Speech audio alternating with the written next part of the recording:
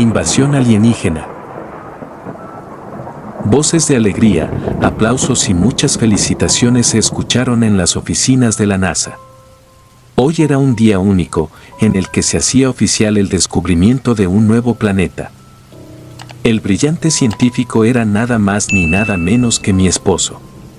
Conocí a mi esposo en la universidad. Desde entonces, permanecimos juntos, trabajamos juntos y festejamos juntos cada uno de nuestros logros. Yo me sentía tan emocionada de poder ver cómo había logrado semejante descubrimiento, lo sentía como si fuera un logro personal. El planeta en cuestión se trataba de un cuerpo celeste de otra galaxia, de un tamaño similar al de Júpiter, pero cuyas características se asemejan a la luna de Saturno, Titán. Se trata de un planeta acuático cuyas temperaturas podrían oscilar por debajo de los 1000 grados centígrados. Aún así, el océano infinito no se congela debido a sus gases. Se trata de un planeta sorprendente. El equipo quedó muy interesado con las nubes de hidrógeno y la lluvia carbonizada en este planeta que aún no tiene nombre, prometiendo prontas investigaciones. Los dos regresamos a casa felices, sobre todo mi marido, quien se metió en la oficina para continuar con las investigaciones. El reconocimiento lo había entusiasmado bastante. Los próximos días estuvo encerrado en la casa, solo salía para ir a trabajar. No lo pudimos sacar de sus notas, libros, matemáticas y de la oficina. Aunque su devoción por el trabajo lo estaba llevando al límite de la obsesión, llegué a entenderlo y no insistí en pedirle salir para tomar algo de sol y aire fresco. Lo entendí como una etapa, una emoción pasajera que luego se le pasaría. Pero lo que pensé en su momento que era una etapa, empeoraba en lugar de ceder. Él continuaba en la oficina, se quedaba allí hasta 12 horas por día, incluso dormía en ese lugar para despertarse temprano y seguir trabajando unas horas más antes de ir a la oficina de la NASA. Mi esposo estaba cada vez más antisocial, hasta empezó a descuidar la higiene. Ni siquiera quería pasar tiempo con nuestros hijos, ni le interesaba otra cosa que no fuera la investigación exhaustiva. Ni siquiera podía saber de qué se trataban tantos números, tantas cuentas, apuntes y pilones de hojas sobre el escritorio llenas de garabatos. Él no quería compartir con nadie sus conocimientos, ni siquiera conmigo. Él consideraba que aún la gente no estaba preparada para ello, ni siquiera yo. Además, había en él una mirada de consternación, algo le preocupaba demasiado. Puede que se tratara de su investigación o quizás fuera algo más, algo psicológico. Empecé a pensar que quizás estaba pasando por algún tipo de desequilibrio mental por causa del excesivo trabajo y que tendría que buscar maneras de ayudarlo. Me comuniqué y pude contactarme con algunos especialistas, pero él los echaba con gritos de la casa en cuanto aparecían. Trataba, pero no hallaba manera de ayudar a mi esposo. Él no se dejaba. Se había convertido en uno de esos científicos locos y caricaturescos, de batas blancas y grandes anteojos, que se la pasan día y noche en los laboratorios con sus investigaciones. Hablaban de cosas extrañas y se dedicaban a proyectos que nadie más que ellos entendían. Hasta que un día él me permitió entrar en la oficina. Quería hablarme del trabajo que estuvo realizando antes de mostrárselo a los científicos de la NASA. Tomé los apuntes y pude darme cuenta de que se trataba de investigaciones acerca del nuevo planeta, que ahora se llamaba Cancri 55e. En ellos se tomaban en cuenta hipótesis extrañas sobre la atmósfera y otras características del planeta que podrían indicar que no se trataría de un planeta tan inhóspito como se piensa. Todavía estaba leyendo sus apuntes cuando en susurros me dijo: «Hay vida en Cancri 55e». Levanté la cabeza de golpe, pues no me esperaba esas palabras. Afirmar que hay vida en otros planetas, aunque se trate de una vida de lo más elemental, es cosa seria para la ciencia. Le expliqué que, aunque su atmósfera no sea tan densa, los niveles de radiación de Cancri 55e hacen imposible cualquier forma de vida primaria. Él negó con la cabeza y volvió a susurrar: «Hay vida inteligente en Cancri 55e». Me eché para atrás, mirándolo fijo. Aunque lo que decía para la ciencia era prácticamente imposible, él se sentía seguro de sus palabras, tanto que no pude descartar esa posibilidad tan rápido. Pero había algo más, la manera en la que me lo dijo dejaba de manifiesto la preocupación que sentía por esa cuestión. Por eso se lo veía tan atribulado. No era un problema psicológico, o al menos no del todo. ¿Cómo?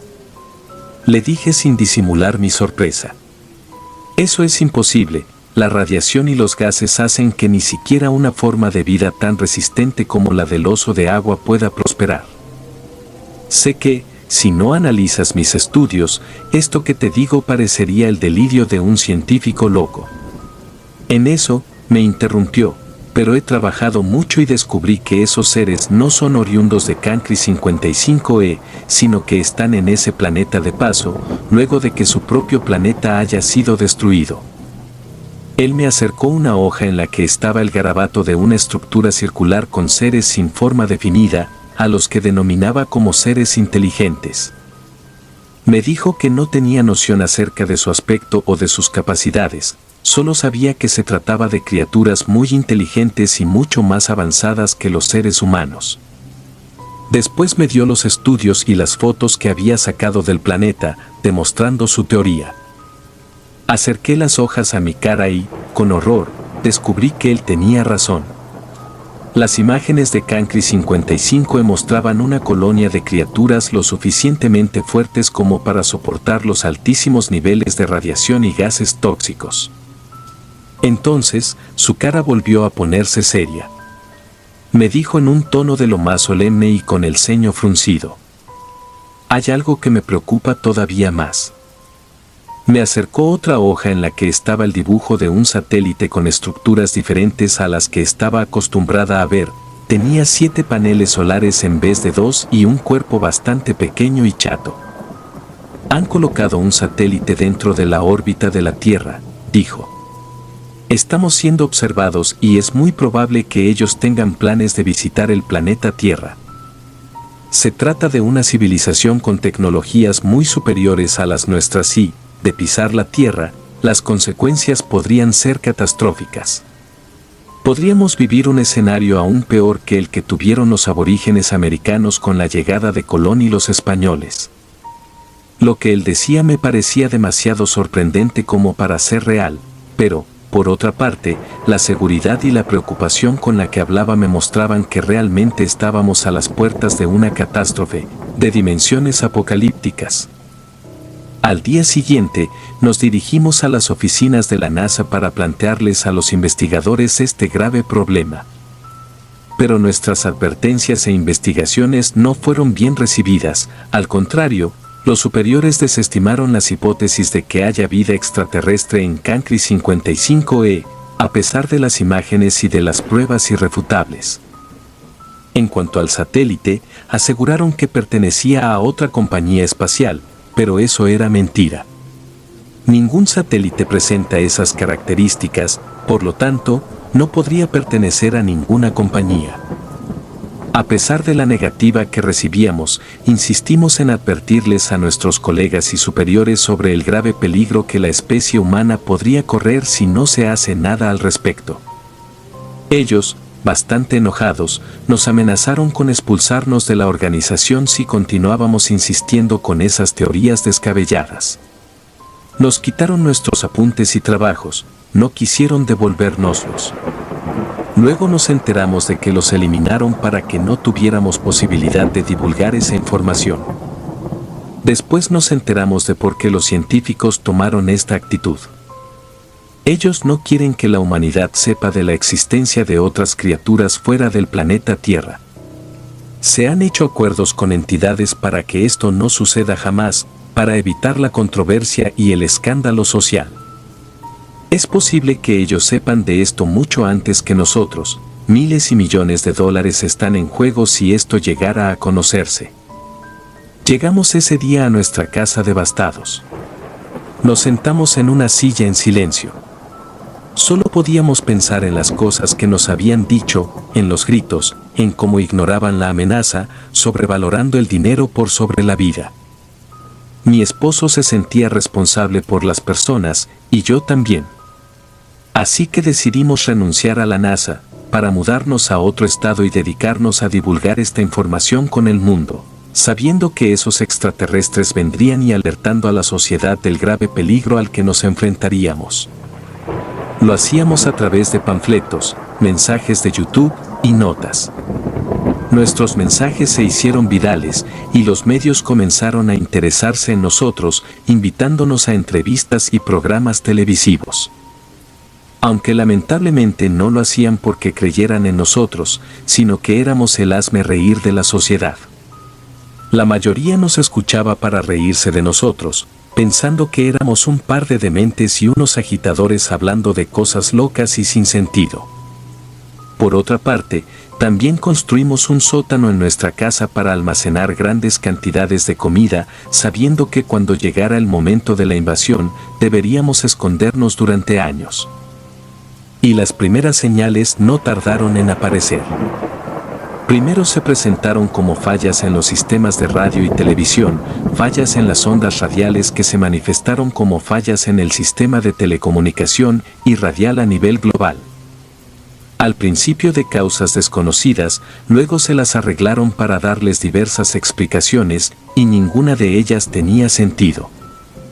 Algunos fanáticos del medio ambiente dijeron que era producto del cambio climático, otros decían que era producto de haber sufrido una tormenta solar, y otro tipo de explicaciones que no iban al caso, y que tampoco tenían ningún sustento científico teórico. La siguiente señal es que el número de los satélites rondando las órbitas de la Tierra había aumentado de 1 a 3, y el tercero era aún más grande. Sabíamos que nos están vigilando y la razón es que están analizando el momento oportuno para descender a nuestro planeta y quién sabe las cosas terribles que podrían llegar a provocar.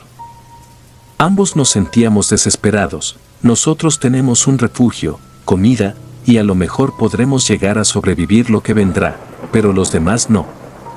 La gente está desprevenida, viviendo su vida tan ignorante de todo esto. Tratamos de comunicarnos con la NASA y con otras agencias espaciales para que por fin puedan entrar en razón y tomar conciencia de la gravedad del asunto, para que por fin den aviso. Pero siempre nos daban la misma respuesta negativa, dejando a la humanidad propensa al tremendo panorama que se espera. Entonces el temido día pasó. Una tarde empezamos a ver descender desde el cielo estructuras cilíndricas color fluorescente, con luces rojas, verdes, azules volando en el cielo. Al principio se veían como pequeñas bolas amarillas. Las gentes se amontonaban en la calle y el pánico empezó a sentirse en la calle, preguntándose nerviosas qué eran esas cosas que descendían al planeta Tierra. Solo entonces se acordaron de nuestras palabras. Incluso en ese momento, la televisión pasó una de nuestras entrevistas para un programa en el cual nos hacían preguntas con el único fin de ridiculizarnos. Recordando ese momento, dándonos la razón a nosotros, mientras se daba la noticia de que estábamos a punto de vivir la primera invasión extraterrestre que la vida humana experimentó. Ya no éramos unos locos, pero ahora era muy tarde. Nuestro ex jefe de la NASA llamó a mi esposo. Le dije que no atendiera el teléfono, él no quiso escucharnos. De haberlo hecho, las personas estarían más preparadas para este terrible momento. Ya no había más nada que pudiéramos hacer por ellos, y nada de lo que podría decir nuestro ex jefe de la NASA podría valer de excusa para lo que estaría a punto de pasar. Las naves descendieron, y cuando estaban a punto de tocar la tierra firme, unas patas metálicas salieron de estas cosas, sus puntas eran tan puntiagudas que se enterraban por debajo de los adoquines o de la tierra. Entonces la nave se abrió, y vimos salir las criaturas más horrendas que la humanidad jamás hubiera podido imaginar. Nunca pensé que ese extraño planeta, abundante en carbono, contendría seres de aspecto tan siniestro. Unos de ellos tenían ojos grandes y grises como el de las moscas, con vellos alrededor de su cuello, una pequeña boca que terminaba en un tubo con dientes diminutos pero afilados, su cuello era largo, medían como 2 metros, tenían unas alas y cuerpo alargado. Este tipo de seres descendieron e iban saltando y capturando a algunas personas, extendiendo sus brazos y tomando en las manos ganchudas, si es que mano puede llamársele a eso, el cuerpo de algunos desafortunados, a los cuales les iban arrancando la piel y luego los órganos con esas bocas pequeñas y lenguas rasposas. Se alimentaban de ellos mientras estaban vivos y gritaban desesperadamente, desgarrándolos poco a poco. El segundo tipo de criaturas eran un poco similares a los humanos, aunque no se parecían en nada, tenían piel verde y escamas como los lagartos, una cola gruesa y más larga que sus propios cuerpos. Se arrastraban en 4 patas y tenían 2 dedos en cada mano, no tenían orejas ni nariz. Ellos no estaban tan interesados en comernos, sino más bien se dedicaban a destruir edificios y capturar personas para hacerlas entrar en sus naves. Los disparos y las bombas, al igual que el resto, no les hacían ningún daño. El tercer tipo de criatura que salió de esas naves era el más terrible de todos. Podría decir que medían como un edificio, su cuerpo era flácido, robusto, tenía un olor nauseabundo y lo cubría grandes cantidades de baba, su cuerpo era como el de un elefante, pero su cabeza era como el de un pulpo, aunque no tenía brazos. En su lugar una manta gris como las mantas rayas. La ciudad se convirtió en un caos total, gente gritando y escondiéndose entre las ruinas mientras estas criaturas que pegaban chillidos agudos iban destruyendo todo cuanto se encontraban a su paso. Edificios demolidos, casas destruidas, árboles y los sistemas eléctricos se caían, mientras que los extraterrestres insectos iban capturando gente para comérselas. Por las que se escondían, no podían librarse de esas criaturas. A cada minuto descendían más naves desde el cielo e iban saliendo más y más criaturas. En cuanto comenzaron a salir, no perdimos el tiempo y nos metimos en el búnker. Nos tocó tener que escuchar los gritos desgarradores de las personas y ver desde la televisión cómo esos seres que venían de otro planeta y de galaxias desconocidas destruían el mundo. Eso fue lo único que se mostraba, los destrozos, las muertes, las naves bajando del cielo sin parar. Nadie sabía qué hacer, no había nada que pudiera detener a esas bestias que no dejaban de llegar. La gente nos golpeaba la puerta pidiéndonos desesperada poder entrar al búnker. Pero lamentablemente no podíamos dejar pasar a nadie. Solo teníamos lugar y comida suficiente para nosotros, nuestro hijo, nuestra perrita y nuestros 2 gatos. Con dolor teníamos que decirles que no, dejándolos morir en las puertas del búnker, porque apenas habíamos guardado la comida suficiente para nosotros, pues no teníamos lugar ni podíamos correr el riesgo de que algunas de esas criaturas que los perseguían se nos metieran si abríamos nada más que un poco la puerta. La televisión funcionó en algunos canales hasta pasados algunos días. Después de ese tiempo, nada se pudo ver en la tele, tampoco se escuchaba nada en la radio. Seguro fueron los ataques alienígenas que se expandían a cada rincón del planeta Tierra. Podríamos haber pensado que la raza humana se hubiera extinguido, pero todavía no era así. En el búnker teníamos una ventana que daba hacia la superficie y podíamos ver lo que pasaba hasta en un diámetro de 3 cuadras de distancia a la redonda. Los primeros días se veían solo destrucción, árboles caídos y una niebla cubría la tierra, el polvo que salía de los edificios devastados por los monstruos. Pero no pasó mucho tiempo más hasta que comenzamos a ver los primeros hombres. Infelices desnudos que se arrastraban con las rodillas y los codos llenos de sangre, de figuras famélicas y caras pálidas y ojerosas, iguales a las personas que podríamos haber encontrado en los campos de concentración nazis.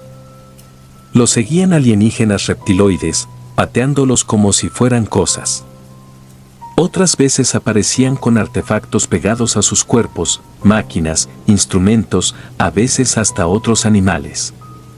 Era como si esos reptiloides hubieran querido experimentar con los seres humanos y por eso los habían encerrado en las naves en un principio. Otras veces los veíamos correr, escondiéndose en los recovecos, siempre eran ellos los que terminaban ganando. Esos alienígenas con forma de mantis religiosas saltaban hasta llegar a los seres humanos y se los comían. Eran escenas realmente terribles y tan tristes que nos hacían llorar de impotencia y profundo dolor.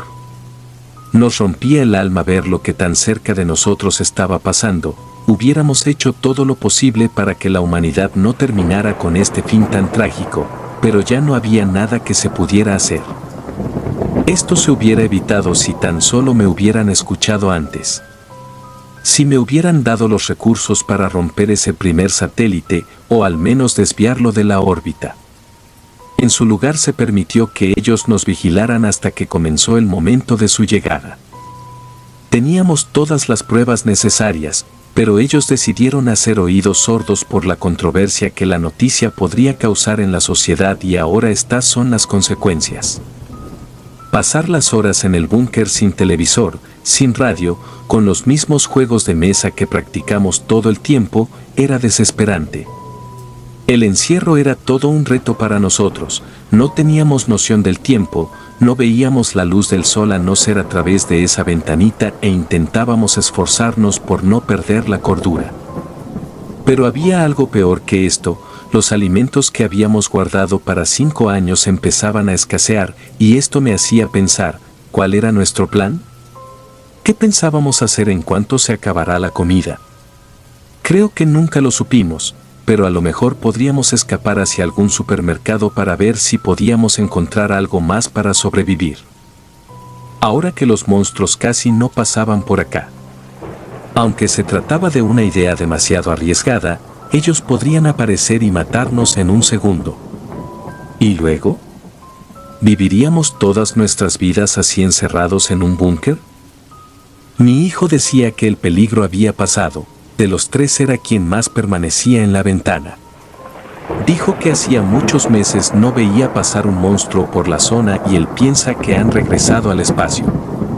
Yo quería creerle, pero no podía creerle. Lo que decía sonaba demasiado bueno para ser verdad. Aunque, por otro lado, mi hijo tenía razón. Y es que hacía mucho tiempo que habíamos dejado de ver a los monstruos, pero que no los viéramos no significa que hayan desaparecido. Podrían aparecer en un segundo y ese sería nuestro fin. Pero llegó un día en el que la comida se terminó y no quedaba otra opción más que salir al exterior. Uno de los 3 tenía que hacerlo y yo me ofrecí. Por primera vez en 5 años sentí el sol en mi cara y el viento en mi piel, aunque todo estaba lleno de polvo y eso me hacía arder la garganta. Las calles estaban rotas y llenas de malezas, los edificios y casas estaban en ruinas, llenos de enredaderas y pequeños insectos. También pude ver algunas ratas que se me cruzaban en el camino. Me metí en el lugar que hacía 5 años había sido un supermercado. Ahora solo quedaban las ruinas, las góndolas caídas y vacías, llenas de polvo, de insectos y de ratas. Caminé por una ciudad vacía y fantasmagórica en la que no se escuchaba ni un alma. La naturaleza se había apoderado de la ciudad y con ella los insectos, las ratas y pequeños animales. No pude encontrar alimentos, pero sí pude notar que las naves ya no estaban, tampoco visualicé la presencia de ningún monstruo. Creo que de haber sucedido eso no hubiera podido regresar al búnker con vida. Corrí hacia el búnker y le dije a mi esposo e hijo lo que había visto y ellos salieron también. Al fin, luego de algunos días de ayuno, pudimos encontrar algo para comer, un árbol de manzanas silvestres. Los 3 pudimos comprobar lo que mi hijo suponía desde hacía un tiempo, los alienígenas ya no estaban, se habían ido. Recorrimos la ciudad abandonada descubriendo que ellos habían comenzado a construir una fortificación cilíndrica como la que tenían en Cancri 55E, pero la construcción estaba inacabada. Algo los había hecho marchar.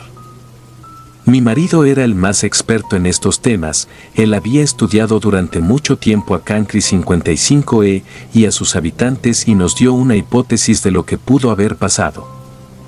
Es posible que en el ambiente esté presente algún virus o bacteria que los enferme y haya amenazado su supervivencia en la Tierra, por eso habrán decidido marcharse en búsqueda de otro planeta más habitable para ellos. Hay que tener en cuenta que son criaturas de diferentes planetas y por lo que se supo en las investigaciones, sus cuerpos están adaptados a un tipo de radiación muy fuerte y especial y a condiciones que el planeta Tierra no posee. Así que puede ser que sea eso lo que haya pasado. Pasaron años y nunca encontramos a ningún otro ser humano más en la Tierra. Seguiremos buscando a ver si acaso podría existir alguien más, pero por lo pronto somos solo nosotros.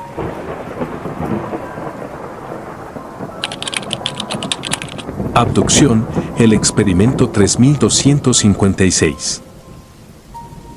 Despierta, aunque este parezca el final, en realidad estamos frente a un comienzo. Pero, ¿el comienzo de qué? El comienzo de una revolución en contra de ellos. Ellos, razas alienígenas que han atentado en contra del humano durante siglos, con la habilidad de pasar desapercibidos. Actualmente, ayudo a la gente que sé que va a necesitar de una guía, pero ya llegaremos a ello. Remontándome al principio de mi encarnación actual, mis padres y abuelos siempre me contaron sobre un extraño fenómeno que tuvo lugar durante mi nacimiento. Ellos cuentan que, en medio de la madrugada, mientras que mi madre daba a luz, todos los animales de alrededor comenzaron a caer muertos, sin ninguna razón lógica. Mi abuelo contaba que ninguno estaba enfermo ni herido. Solo cayeron muertos, como si algo invisible los hubiese derribado. Incluso existen fotografías de cómo quedó el piso del rancho al día siguiente. Quedó cubierto por aves, vacas, caballos, gatos y perros, todos tiesos y con sus ojos abiertos. Como fieles creyentes que eran mis abuelos, en lugar de verlo desde una perspectiva negativa, pensaron que aquello había sucedido, o bien como un mandato divino, o como un anuncio de algo grande y sumamente importante. En aquel inmenso rancho fui creciendo, siempre con la palabra de Dios y las oraciones a Jesús. Cuando tenía 6 años, hubo una tarde en la que una amiga de la abuela nos visitó. La mujer llegó a la casa muy enferma de la vista, pues recién se había quedado ciega en uno de sus ojos. La señora estuvo llorando, diciendo que ya no comprendía los motivos de Dios y que era capaz de darlo todo, con tal de volver a ver como antes. Por alguna razón, tan pronto como dijo eso, tuve el impulso de caminar hasta ella, más que decidirlo, actué como si algo exterior a mí hubiese tomado el control. Y sin pensar demasiado en lo que hacía, coloqué mis manos en sus ojos. Después, fue como si me desconectara de la realidad, pues sentí como si mi mente se hallara en otra dimensión y me creí capaz de arrancarle esos males del cuerpo. Los que estaban alrededor cuentan que mi interacción con dicha señora fue rápida. Sin embargo, yo había sentido el pasar del tiempo más lento que nunca. Luego de arrancarle aquel mal y sus dolencias, una fuerza inmensa me hizo caer de espaldas. Mi madre corrió a levantarme, creyendo que me había desmayado, pero no fue así, estaba mareada, pero seguía consciente. En el instante en que me levantaron, la amiga de mi abuela comenzó a gritar una y otra vez la palabra milagro. Tras el extraño estado en el que me metí, conseguí curarla en menos de 10 minutos. Todos a quienes les contaron del suceso lo tomaron como un milagro, llegándolo a asociar con algunos versículos de la Biblia. Y desde entonces me empezaron a pedir que me presentara en nuestra iglesia del pueblo para ayudar a otros a sanar cuanto me fuera posible. Cuando la mayoría de creyentes en el pueblo se vieron sanados, mi familia decidió que me trasladaría a distintos puntos para que continuara ayudando. A pesar de que el poder resultaba divino y de lo más necesario para los demás, sentía que mi ser se desgastaba con cada ocasión en que alguien sanaba. Para que se comprenda mejor, a la hora de hacer la imposición de manos, me metía en una pesada corriente de ida y regreso de energía. Era como si mi interior se transformara en un puente entre la enfermedad y la sanación.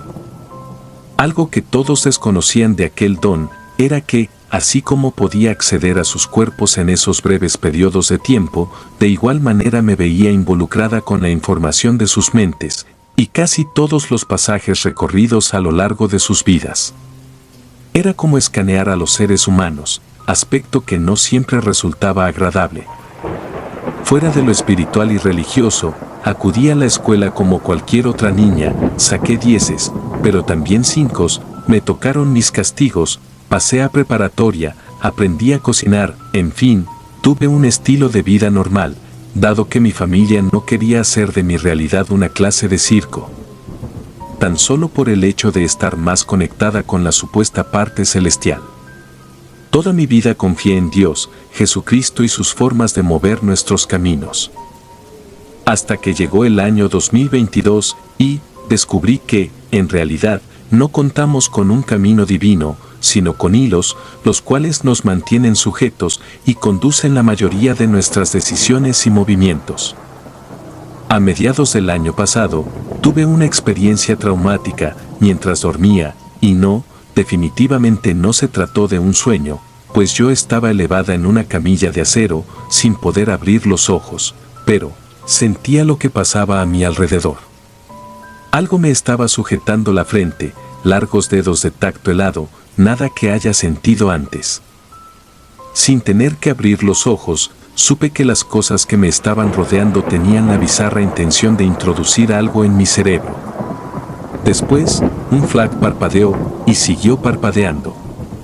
Algo me sujetó los brazos, y fue justo aquí que comencé a retorcerme desesperadamente. Caí de la cama en que dormía, abrí los ojos y de nuevo estaba en mi habitación. Aunque antes no me habría creer en ellos, supe desde el momento en que desperté que no se trataba de ningún dios ni nada celestial, era una raza alienígena. Desde esa noche, comencé a padecer de unos horribles dolores de cabeza que, hiciera lo que hiciera, no desaparecían. El día en que fui al médico para tratar esas incontrolables migrañas, muchos de los vecinos me miraron con confusión. No era necesario que me lo preguntaran, sabía que estaban pensando, si eres capaz de sanar a otros, ¿por qué vienes acá por una migraña? Por una semana, me estuve tomando los antiinflamatorios que me recetaron y ni siquiera con eso logré sentirme bien. Yo misma estaba muy confundida, pero no con mis capacidades, sino con el verdadero origen de ellas. Desde la experiencia que tuve aquella noche, mis creencias en lo divino se fueron desmoronando, pieza por pieza. Ahora, estaba casi un 70% segura, nada en mi vida había sido obra de algo celestial. La tarde en que quise regresar al consultorio médico, en mi camino ocurrió un aparatoso accidente de auto, en el cual un joven en bicicleta fue arrollado. La gente cercana corrió a su auxilio. Desde donde yo estaba, escuché los gritos de quienes lo iban acompañando, dijeron que no reaccionaba, que ya había muerto. Pero por alguna razón, a pesar de lo trágico del suceso, este no me hizo sentir impresión. Lo único que hice fue quedarme a mirar, como si algo en mí me tratara de convencer de que el accidente no fue algo real. Una de las personas cercanas me llevó hasta él y me pidió que ayudara al muchacho. Hasta este punto, fue que pude reaccionar con lo que sucedía a mi alrededor. Aunque dudé demasiado el hecho de poder ayudar a un fallecido, procedí a colocarle ambas manos sobre su caja torácica. Al conectar con él, tuve la visión de su ser, alejándose de nuestro plano, a punto de caminar por un túnel del cual provenían voces. Sin poderme explicar cómo, fui capaz de llevarlo a rechazar ese camino y, en el corto pasar de un segundo, lo hice reaccionar de nuevo, enfrente de todos. Él volvió a nuestra dimensión. Sin embargo, recuerdo haberme visto en una clase de realidad alterna, infestada por seres de apariencia reptil. Salí del trance gritando con desesperación. Regresé al plano normal, el chico estaba vivo, pero ahora la mayoría de las personas me miraban con espanto. Sin estar dispuesta a ver más, dejé toda esa escena del accidente atrás. Aún creía que nada fue lo bastante real, a pesar de haberlo atestiguado. Pues sentía algo parecido a estar siendo parte de un programa, en donde incluso aquel suceso no me terminaba de cuadrar. Pues algo decidió ponérmelo en el camino. Mi desconfianza en lo que antes creía que era real, continuó creciendo. En un tiempo corto, me fui deshaciendo de la idea del destino, el cielo, y también dudé de mis dones. Si bien era posible que no fueran falsos, sentía que algo me los había puesto con un interés ventajoso de por medio. ¿Acaso me estaba obsesionando con la existencia de los no humanos? ¿O mis sospechas eran parte de reaccionar hacia la verdad? Durante una noche en que me tuve que colocar un hielo debajo de la lengua, por la desesperación de quitarme el dolor de cabeza, me empecé a sentir débil en brazos y piernas. Mi corazón dejó de latir con la fuerza necesaria y finalmente me desvanecí en el piso del comedor. Una vez más, sentí que me encontraba sobre una camilla de metal. Luché por poder reaccionar, en donde sea que ahora estuviese, pues estaba segura de que no era un sueño, ni tampoco una alucinación. Luego de tanto forcejear, abrí los ojos. Aquella no era mi casa. Aproximadamente 5 seres de piel blanca y una altura de casi 2 metros me sujetaban la cabeza. Algo querían incrustar en mi cerebro. Sus ojos eran totalmente oscuros y su mirada carecía de expresión. Me estaban analizando y no supe cómo volver a mi casa. De pronto, el dolor de cabeza se agudizó, como si con un fuerte martilleo me clavaran algo. Volví a despertar en mi casa.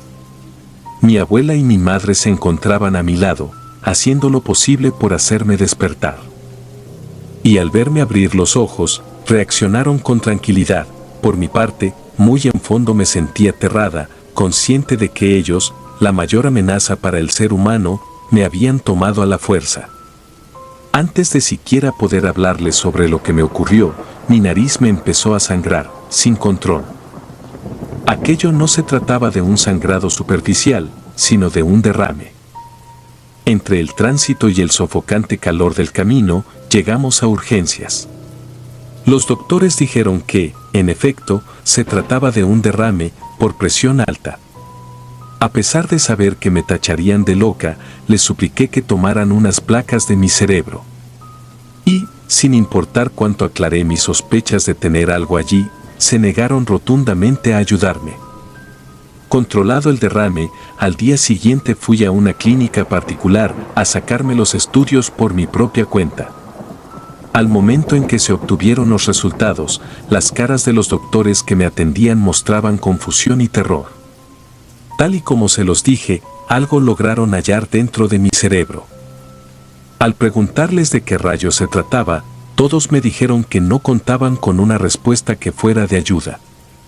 Pues aclararon que se trataba de un objeto parecido a una placa de metal, semejante a una pila de reloj, acomodado estratégicamente al centro de la parte superior. Luego de escuchar esto, entré en un incontrolable estado de shock y les exigí que procedieran a hacer todo lo necesario para quitármelo.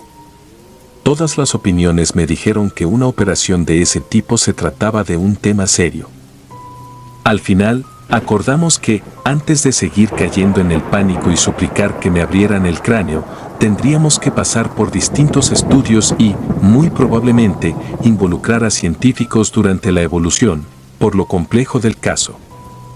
Al salir de la clínica, contaba con que mis sospechas fueron acertadas. Sin embargo, mi mente aún estaba llena de preguntas y cosas que no lograba comprender. Pues recuerdo que, tan pronto como le hablé a mis padres y abuelos sobre las cosas que presencié, estos se mostraron indignados por el hecho de verme tener el atrevimiento de plantearles la existencia de especies alienígenas, y con intenciones hostiles. Se hallaban tan molestos que, creí, me echarían de la casa. Desesperada por recibir más información, consulté mi caso con un grupo de personas que se hacían llamar Semillas de Luz. Una de las chicas pertenecientes me contó de su experiencia en relación a su novio y un contacto que tuvo con reptiles por medio de hipnosis. Abrirme a estos temas fue, literalmente, como saltar a una nueva realidad. Una realidad que me hizo sentir incómoda, pero consciente. De esta plática comprendí que hemos estado siendo el experimento de estas diferentes razas. Nos mantienen entretenidos con nuestras creencias religiosas para que el solo considerar su existencia nos resulte no solo ridículo, sino que imposible. Y de esta forma, toda la energía que entregamos de buena fe hacia nuestro ideal de Dios es absorbida y recibida por ellos. A medida que el ser humano evoluciona, ellos lo hacen también. Y no es que debamos temer a su llegada, ellos han estado entre nosotros y sobre nosotros desde la época en que el hombre rendía sacrificios y construía pirámides. Es solo que, con el tiempo, nos han querido volver más ciegos. Luego de prestar atención a las palabras de Malanga Monselice, comprendí que los derechos ocultos del ser humano están mucho más allá de la política. Los gobiernos saben que ellos nos están controlando, pero esto no representa ninguna amenaza para los que están de acuerdo, pues, para esto solo somos un número. Después de ver en YouTube las hipnosis hechas por el señor William Creado, sentí como si me hubiesen arrancado una gigantesca venda de los ojos. Ahora estaba consciente. Mi don no era celestial ni puro, tenía el ser lleno de implantes. Al día siguiente, sin importar cuán paranoica me viera ante los ojos de los demás, solicité de forma particular unas muestras de rayos X en brazos y manos. Pues supuse que, si era capaz de curar a otros mediante la imposición de manos, era porque algo oculto tenía allí. De nuevo, causé pánico dentro de la clínica, pues, justo como se los dije, hallaron otras láminas de material extraño. Dado que éstas estaban colocadas en un lugar más accesible, en el pasar de una semana, me sometí a un proceso quirúrgico. Los doctores terminaron por quedarse con el par de muestras. Aún con el pasar de los meses, no han sido capaces de resolver de qué están hechas las láminas. La mayoría piensa que se podría tratar de un mineral desconocido y externó a nuestro medio. Después de la extracción de las láminas de mis antebrazos, la siguiente parte del plan era quitar los implantes que cargaba en el plano espiritual, por llamarlo de algún modo. Gracias a la chica que me proporcionó la información, llegué a manos de una gran hipnotista y defensora por la libertad humana, la señora TT. Antes de recostarme para la intervención, me dijo que me preparara para estar en presencia de aquellos seres. Comenzó la intervención, mi alma se desdobló y me adentré a una dimensión diferente. En vez de haber hecho una regresión hacia mis vidas pasadas, se me presentaron de frente aquellos a los que se les ha hecho llamar arcontes.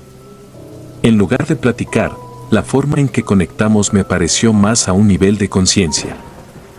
Después de reclamar y protestar desde mi sentir, me dieron a entender que, en nuestro plano, han dividido sus experimentos por categorías, del mismo modo en que hacen las separaciones dentro de las granjas y los corrales.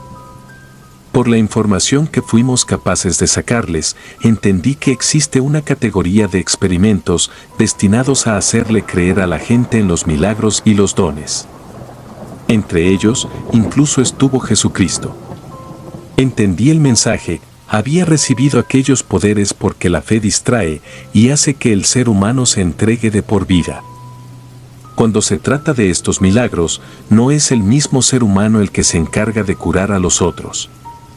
Todos los poderes que hemos visto, incluyendo el tan conocido caso de la mujer que podía materializar órganos saludables, de la cual no puedo decir el nombre, han sido sanaciones controladas por ellos. Por algún tiempo, les fui de gran utilidad, ocupando el puesto de su experimento número 3256. Pues me dieron el don de sanar, manejándolo como una base de datos y pruebas, utilizándome como receptor. Y creyeron que permanecería con la ilusión del mandato divino sin nunca llegar a sospechar. Sin embargo, no lograron ser lo suficientemente discretos a la hora de seguir incrustando sus equipos en mi sistema. Una vez descubiertos, me ofrecieron un trato para seguirles entregando a fieles creyentes a cambio de alcanzar en la tierra el dinero de alguien perteneciente a la élite y el poder de gobernar a mi gusto, como todo mal político. Desde el primer momento, me negué de forma rotunda. Antes de terminar con la hipnosis, fui a recuperar una parte de mi luz interna, la cual mantenían presa y alejada de mí. Tan pronto como me desperté, me sentí más completa y fuerte de lo que había sido a lo largo de mi vida. No quedaba mucho tiempo, necesitaba alertar a los demás, no solo sobre los implantes y el control mental, sino también de la falsedad del túnel de luz, la trampa de los tratos previos a la reencarnación, y las razas que nos observaban en tiempo real. Desde que recuperé mi gen luz, alerté a cuantos pude. Con el pasar de los meses descubrí que, con la placa insertada en mi cerebro, tenía la capacidad de percibir en los demás afecciones futuras o programaciones hechas. Siendo consciente de las cosas, en lugar de pretender que era capaz de sanarlos, le hacía entender a las personas que el poder de curarse lo tenían dentro de ellas mismas, prisionero de las falsas creencias, o los implantes puestos desde el nacimiento. A pesar de que la mayoría se lo llegó a tomar con molestia e incredulidad, quienes vivían en verdad desesperados me pidieron ayuda. Lo único que hacía era hablarles sobre la verdad, y si lo deseaban, los acercaba con la señora Tete, para que fueran capaces de recuperar la otra parte de luz que, sin saberlo, les había sido arrebatada desde antes de nacer. Fui testigo de cómo una mujer se curó a sí misma de más de 2 tumores que se encargaron de implantarle en el hígado. La hipnosis ha logrado quitar las programaciones de enfermedad. Y ahora que hay más gente libre y conocedora de la verdad, seremos cada vez menos quienes sigan reencarnando y sirviendo de forma inconsciente a estos seres.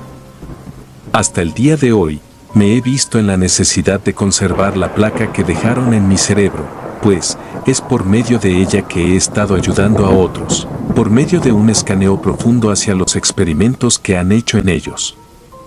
La señora Tete y yo hemos sido capaces de liberar a gente de todas las edades. Y ahora, los estoy atacando con el poder que ellos mismos se aferraron a insertarme. La gente está despertando, y forman parte de la resistencia, una resistencia que no caerá fácilmente en engaños. A inicios de agosto del año presente, mientras conducía camino a la casa de la chica que me adentró más en estos temas, la radio de mi auto se encendió sola, reproduciendo el tema de Eye in the Sky, del proyecto Alan Parsons.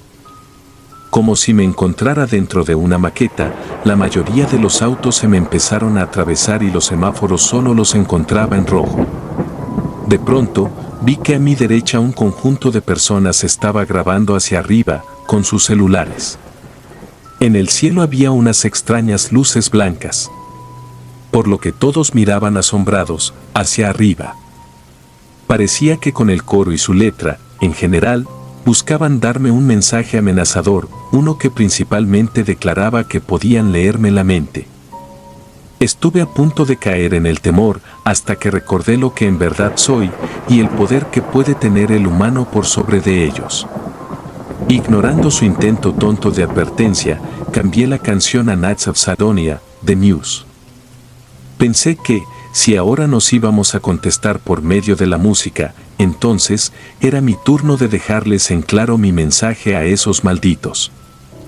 Por mi parte, continué con el camino, segura de que las luces en el cielo no se trataban de ellos. Había pasado muy poco tiempo desde que las declaraciones en el Congreso de Estados Unidos alertaron sobre la existencia de naves y restos no humanos dentro de ellas. El tema de alienígenas se volvió tendencia, por un tiempo. Y en busca de una verdad oculta, la gente comenzó a poner atención en el lado equivocado. Temo decir que las luces en el cielo no son ellos. Sin embargo, detrás de quienes están dirigiendo esta serie de engaños, se oculta una intención bastante dañina hacia nosotros. Actuarán como si fuera el inicio del acercamiento, pero, lo cierto será, que a principio solo lo harán para analizar nuestras reacciones. Tomándonos de tontos, nos irán haciendo menos sensibles al tema. Y lo que realmente temo, y creo que es un auténtico motivo de preocupación para todos, es que puede que la intención final sea la de permitir que tomen un control total de nosotros. Los gobiernos dirán que nos lo advirtieron, o incluso llegarán a fingir que velan por nuestro bien. Pero, al final de estos planes calculados, lo único que definirá al ser humano como vencedor de esta guerra, la cual ya estamos enfrentando, será su capacidad para despertar y desencadenarse de las invisibles redes que nos mantienen atados a ellos. Arcturianos, reptiles, arcontes, grises, y todos ellos, ha llegado el turno de que el hombre recupere su poder.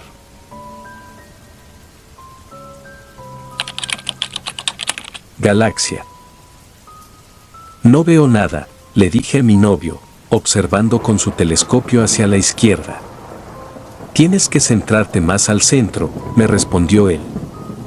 Tomó el telescopio y suavemente lo enfocó unos centímetros por encima de los edificios. Era una noche cálida, sin muchas estrellas. El sonido de los grillos se escuchaba en el aire. Mi novio me llamó esa tarde para que fuera a su casa y, desde su terraza, mostrarme lo que descubrió la noche anterior. Miré una vez más y aumenté el nivel de visión del lente hasta notar un conjunto de nubes de gas y estrellas blancas que se unían formando una espiral. ¿Era eso?, le pregunté, devolviéndole el telescopio para que me confirmara lo que acababa de ver. Sí, me respondió. No es alucinante, creo que es una galaxia. Me quedé mirándolo fijo durante unos segundos, mientras él sonreía, poniendo una cara que confirmaba lo que estaba pensando. ¿Cómo, otra galaxia?, le respondí, sin todavía creer en lo que estaba viendo. No puede ser, la única galaxia que se ve desde un telescopio del observatorio es Andrómeda. Quizás sea otra nueva galaxia descubierta, que a lo mejor se ve por alguna aproximación de luz estelar. ¿No es maravilloso, Gala? Y pensar que yo la descubrí, me dijo él. Le sonreí feliz, pues todo parecía indicar que así fuera, pero todavía no podía dar crédito a esa hipótesis tan espectacular. Liam es un fanático de la astronomía, capaz de estar con el telescopio durante horas, pero de ahí a pensar que un joven como él pueda ser capaz de algo así. Todavía no se ha descubierto que Liam sea un genio. Pero de ser así, significaría que acababa de descubrir una nueva galaxia. Es un descubrimiento único, un logro astronómico impresionante. Le dije, asombrándome cada vez un poco más con cada palabra que me hacía entrar en razón de la situación y gran descubrimiento. Lo abracé, sintiéndome feliz por él y por haberme confiado su logro. Le recomendé que llamara a la galaxia con su propio apellido, como suelen hacer a veces cuando se descubre algún planeta, cometa, estrella o elemento astronómico. Al otro día, fui hasta el profesor de astronomía que estaba en la escuela secundaria en donde estudiamos mi novio y yo. Le pedí en los pasillos que me dejara contarle algo. Él me respondió que estaba muy apurado, pero yo lo convencí de que se trataba de algo importante. Una vez tuve su atención, le conté sobre el descubrimiento de mi novio Liam. Al principio, él se rió, no dando crédito a lo que le dije. Es imposible, me respondió, ninguna galaxia puede verse con un telescopio común. Debieron haberse confundido con una estrella grande. Es verdad, le dije, fíjese esta noche, verá que podrá verlo si centra su telescopio bien en el medio. Es una galaxia rara, tiene hileras de estrellas que forman unas figuras extrañas, como de muchos espirales, le dije, llevando mis dedos hacia las formas que había visto a través del telescopio. El profesor notó la seguridad con la que hablaba sobre ese descubrimiento, cambiando su cara de chiste a preocupación y asombro. Creo que estaba pensando que quizás yo tenía razón y, si eso fuera así, Liam, un simple estudiante del último grado de secundaria, habría sido el precursor de uno de los descubrimientos astronómicos más importantes del siglo. Al otro día, el profesor de biología de la primera hora entró diciendo que tenía un comunicado muy importante que darle a todo el alumnado. Hemos tenido el honor de hacer un descubrimiento valiosísimo para la ciencia astronómica, dijo el profesor con cara de felicidad. Me acomodé en mi asiento esperando escuchar el nombre de mi novio, quien cursaba en otro curso. Ya podía imaginar que luego del recreo lo buscarían para darle muchas felicitaciones. Seguramente los demás estudiantes también lo harían, y los medios de comunicación vendrían a la escuela y lo llamarían de los programas y pedirían hacerle entrevistas. Yo me sentiría muy feliz por él. Tenemos el agrado de contar con nuestro brillante maestro de ciencias astronómicas, quien descubrió una nueva galaxia a la que llamó con su propio apellido. Mi sonrisa cambió a una cara de decepción y confusión. ¿Cómo? Eso no es verdad. Quien descubrió esa galaxia fue Liam, no él. En el recreo solo se habló de la nueva galaxia descubierta, mientras que los medios llegaban a la puerta del colegio para entrevistar al profesor. Fui con Liam para encararlo. Él estaba tan indignado como yo por esa usurpación y exigimos hablar con el profesor. Pero él estaba demasiado ocupado recibiendo a los periodistas. Le dijimos que ese descubrimiento era propiedad de Liam y que, por lo tanto, merecía recibir su apellido, pero él no nos prestó atención. Le increpamos diciéndole que ese descubrimiento era de Liam, pero él no nos prestó atención. Los estudiantes y otros profesores tampoco creían lo que nosotros afirmábamos, y esa tarde nos fuimos de la escuela, camino a nuestras casas, muy indignados por lo ocurrido. Liam estaba muy triste por lo ocurrido, se le notaba en la cara. Él dijo: «Descuida», me dijo Liam, «tengo medios suficientes como para probar a la NASA que yo soy el verdadero descubridor de esa galaxia y no él. Tengo un video y un dibujo que hice hace unos días de la galaxia cuando todavía no había cambiado su forma. Esa galaxia cambia de forma». Él afirmó con la cabeza. «Sí, yo la descubrí hace 5 días, cuando apenas se percibía una sombra y había que enfocar el telescopio al centro, ni 1 centímetro más ni 1 centímetro menos, aumentando el lente al máximo. Era difícil percibirla desde el principio, fue el trabajo de horas de investigación». Le creí a Liam, pues de lo inteligente y dedicado que es a la investigación estelar, y, por otra parte, me daba pena y coraje su injusta situación. Por más brillante que él sea, es difícil que le crean a un joven estudiante de 18 años, por sobre un profesor secundario y universitario licenciado en astronomía. Lo acompañé hasta su casa y, de camino a la mía, no dejaba de pensar en lo último que me dijo Liam. Él percibió esa galaxia cuando apenas podía verse una sombra, pero ahora, si la miro con mi telescopio en una noche estrellada, podría verla enorme en el centro del cielo. ¿Cómo pudo haberse vuelto tan visible en nada más que pocos días? Durante el resto del día estuve ansiosa por que se hiciera de noche para sacar mi telescopio al jardín y enfocarlo en el medio para observar la nueva galaxia. Pude encontrarla más rápido que la noche anterior y esto se debía a que, como lo había dado a entender Liam, su tamaño había aumentado. Su color también era ligeramente diferente, las estrellas se veían más amarillentas. Supongo que llegará un momento en el que no seguirá viéndose cada vez más cerca. Debe ser alguna luz estelar que se está reflejando en la galaxia, por eso pareciera como si estuviera cada vez más cerca de la Tierra, aunque la distancia entre la nueva galaxia y la Tierra no haya cambiado. También me llamó la atención sus formas, tan retorcidas y espirales, cientos y cientos de espirales de estrellas, nubes, polvo estelar formando círculos. Las estrellas se movían formando espirales más profundos. Me daba impresión verlo, hasta parecía como si la galaxia tuviera vida propia, y por eso formara esas figuras tan raras, aunque eso es imposible. Aunque la manera de comportarse de esa galaxia comenzaba a resultarme desagradable, empezó a dolerme la cabeza, supongo que debido a las formas tan psicodélicas que estaba observando desde hacía al menos 1 hora. Luego escuché un sonido de succión, como si viniera de esa galaxia. Sentí como si ésta quisiera absorberme. De pronto, me vi a mí misma en el vacío del universo por unos segundos y esa horrible galaxia encima de mí. Grité alejándome del telescopio. El cielo estaba bien.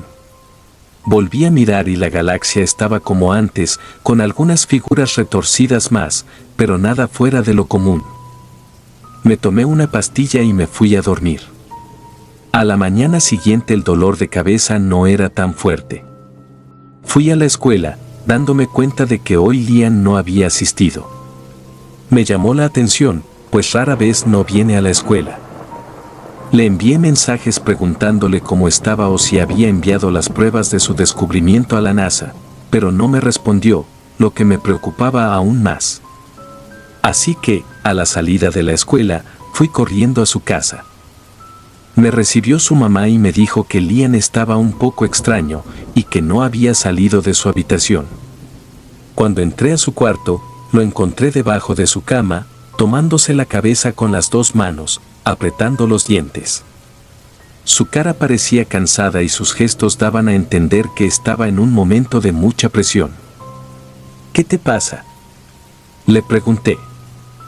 Él me respondió en un susurro. Nos están espiando. ¿Quiénes? Los investigadores de esa galaxia, pues puedo escucharlos hablar ahora mismo sobre sus planes. Ellos son unos espías, espían nuestros movimientos, conversaciones y relaciones. Quieren saber todo acerca de nosotros, quieren vigilarnos para poder manipularnos. Pensé que Liam había enloquecido. Observar tanto esa galaxia le había afectado la psiquis más de lo que se podría pensar. Dices que nos vigilan los extraterrestres. Intrusos, me respondió, levantando solo un poco más la voz. No son extraterrestres, son intrusos. Todavía puedo escucharlos, hablan demasiado, lo hacen todo el tiempo, maquinan planes en contra de nosotros. Dijo esto apretando sus oídos y golpeándoselos con las palmas. Le pedí que se calmara y le prometí ayudarlo, pero él estaba más preocupado en que yo me cuidara para no brindarles información personal a esos que él denominaba como intrusos. Me quedé unas horas más con él, tratando de calmarlo, aunque Liam estaba tan nervioso que no me escuchaba.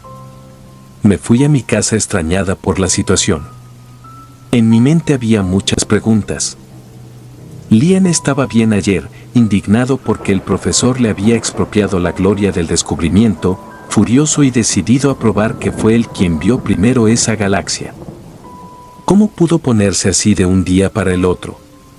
Nunca, desde hace 2 años que conozco a Liam, lo había visto así, tan fuera de sí. Esa galaxia tuvo que haber provocado su desequilibrio emocional. Creo que no se trata de un cuerpo celeste cualquiera. Puede ser que esa galaxia esconda algo maligno. Estaba regresando a mi casa, todavía a unas cuadras, cuando escucho la voz de Liam en mi mente. Está gritándole a esos que llama intrusos que dejen de espiarlo y que se vayan.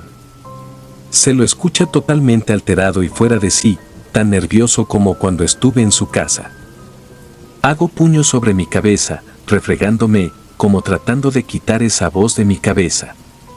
No quiero escucharlo en mi cabeza, esto no puede ser. Yo me fui de su casa hace unos minutos. Otra voz se suma. Es el profesor de ciencias astronómicas, está elogiando esa galaxia de una manera exagerada. Estará viéndola desde algún telescopio capaz de ver cuerpos celestes en el día, debe ser el telescopio de la escuela. Esto es todavía peor. ¿Por qué escucho al profesor? Me arrodillé, sintiéndome más desesperada, apretando los ojos y los dientes, tratando de sacar esas voces de adentro de mi cabeza. Otra voz se une, es la de la vecina, y otra y otra. En minutos pude ser capaz de escuchar a todo el barrio. Las voces estaban en mi cabeza y eran tantas que se escuchaban como un murmullo constante, como cuando vas a un salón lleno de gente y todos se ponen a hablar a la vez. Me voy a mi casa corriendo, tapándome los oídos con las manos.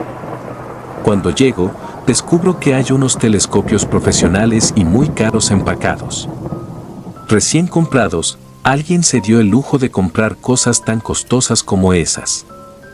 Llamé a mi familia, preguntándoles por qué compraron esos telescopios si a ellos no les interesa la astronomía. Mi mamá, mi papá y mi hermano me reciben con una sonrisa. Cuando les pido explicaciones, me dicen muy satisfechos que se van a poner a observar esa galaxia. ¿Por qué?, les pregunto. En la televisión dicen que hay que observar esa galaxia, me responde mi hermano, sacando uno de los telescopios al jardín. Prendo el televisor y me pongo a ver todos los programas. En cada uno está un conductor pidiéndole a la audiencia que observen la galaxia nueva. Hasta los programas infantiles y de animales fueron ocupados con este tipo de anuncios. ¿Quieren espiarlos? Les grito, pero ellos no me prestan atención y se van al jardín a observar las estrellas con esos costosísimos telescopios. Las voces en mi cabeza me impedían seguir insistiendo con ellos en que dejen de hacer lo que están haciendo, obligándome a meterme en mi pieza con una almohada en las orejas, apretando los dientes, debajo de la cama. Cuando se hizo de noche, pude llegar a acostumbrarme al dolor de cabeza y al murmullo constante en mi cabeza. Me animé a salir al jardín y, con mi telescopio común, me puse a observar esa galaxia una vez más.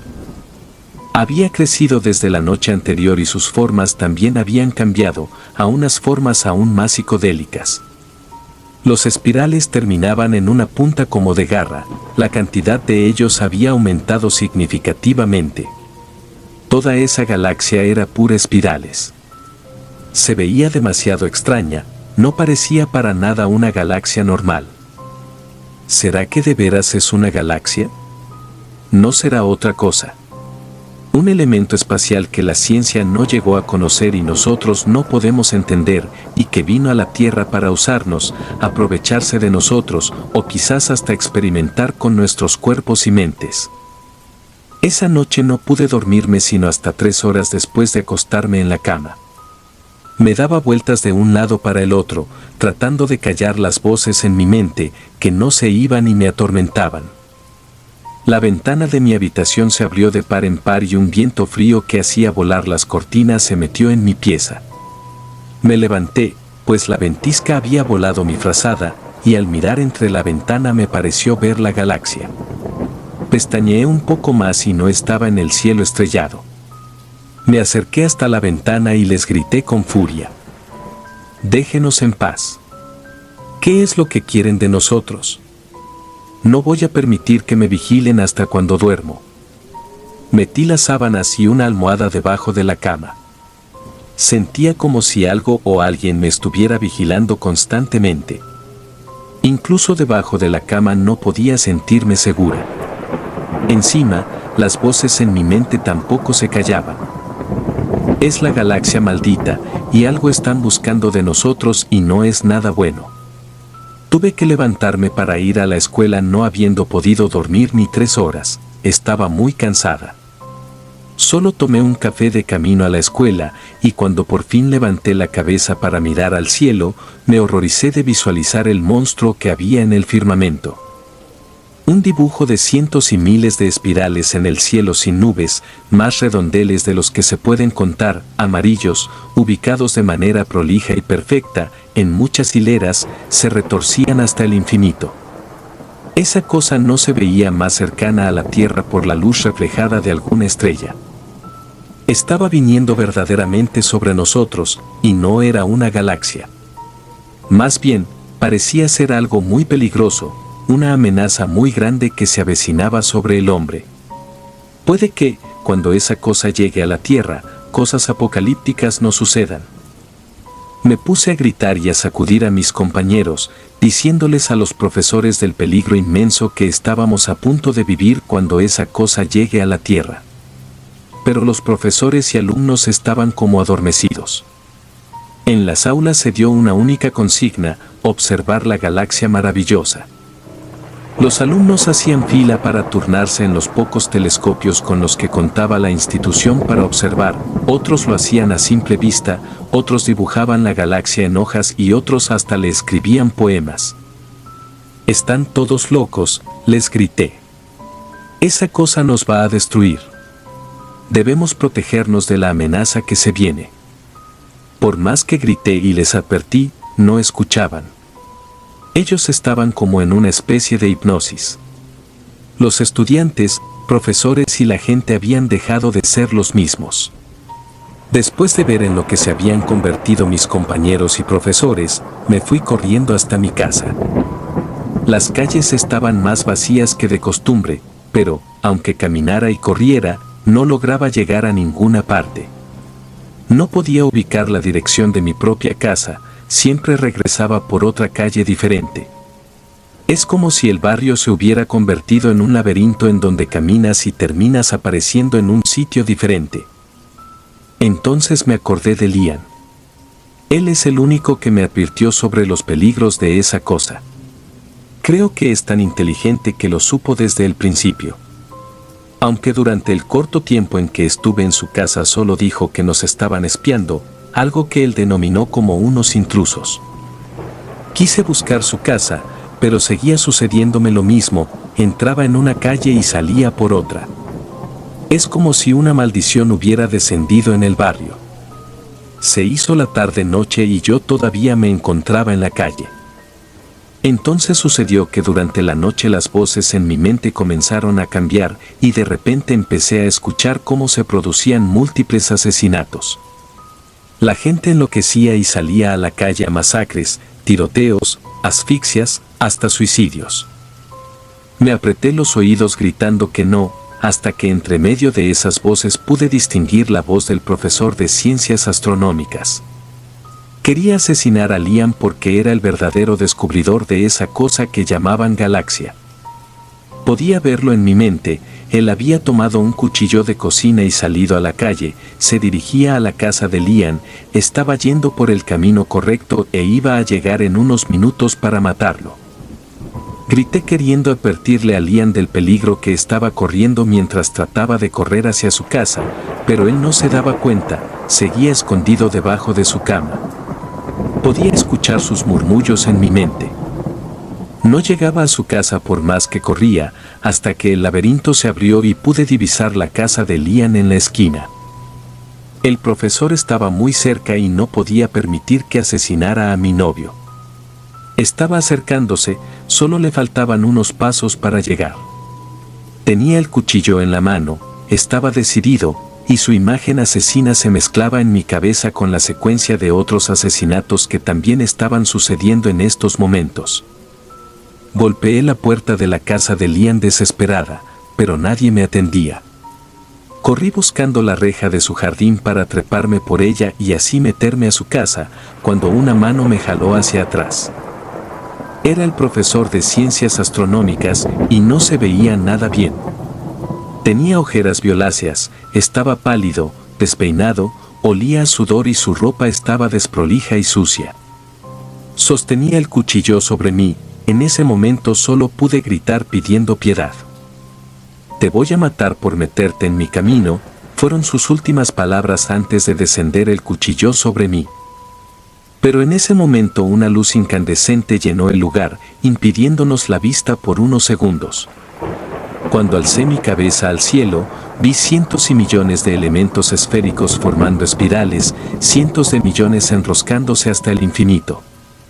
El cielo estaba repleto de estos, no tenían fin. Todo era una imagen psicodélica, pero no creo que fueran cometas. Podíamos ver esas formas muy bien desde esa distancia.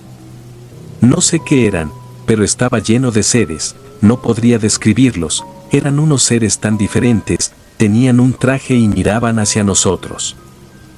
En ese momento, el profesor se paró y, extendiendo los brazos al cielo, gritó: «Preciosos, maravillas de la naturaleza, tómenme a mí, llévenme a mí. Yo quiero ser su servidor». Entonces, una luz amarilla e incandescente se posó sobre él y sobre otras personas que también estaban felices de ser absorbidas por esos seres. El profesor se iba elevando al cielo feliz, al igual que otros cientos de personas, hasta que llegaron a ese lugar. Entonces la felicidad se terminó y pude escuchar sus gritos desgarradores. Esos seres se pusieron a descuartizar vivas a esas personas. No pude soportarlo y vomité allí mismo. Liam había salido a la puerta de su casa y yo corrí hacia él. Nos metimos adentro a esperar que toda esta pesadilla pasara. A la mañana siguiente, las voces desaparecieron, al igual que esa extraña cosa que se veía en el cielo. Liam me dijo que también podía escuchar a la gente al igual que el resto, solo que no lo decían porque habían sido hipnotizados por las fuerzas de esos intrusos. Lo habían hecho para poder espiarlos mejor, me explicaba él con mucha rabia. Llamé a mi casa, mi familia estaba bien, aunque no recordaban nada de lo que había pasado, al igual que la familia de Liam. Esa mañana prendí el noticiero y lo que dijo el periodista fue lo siguiente. La extraña galaxia que se había descubierto hace nada más que una semana, desapareció. Los investigadores informaron que ya no existe ni rastro de ella. Para la NASA se trata de un fenómeno de extrañas características astrológicas. También se han reportado en la noche de ayer 500 muertes violentas y 200 suicidios, todas esas muertes de causas desconocidas. También se han reportado 10.000 desaparecidos. Se estará investigando la razón de estos extraños sucesos. El reportero seguía hablando, pero yo solo apagué la televisión y agradecí que al menos mis seres queridos y yo logramos salvarnos de esta. Corrí a la casa de Liam, él estaba en la puerta y nos abrazamos. Al día siguiente, la figura en el cielo había desaparecido. Prendimos el televisor y en las noticias decían que la galaxia había desaparecido. Se informó sobre las nuevas muertes, aunque nadie sabía quién las había provocado, y se había avisado sobre la desaparición de personas la noche anterior.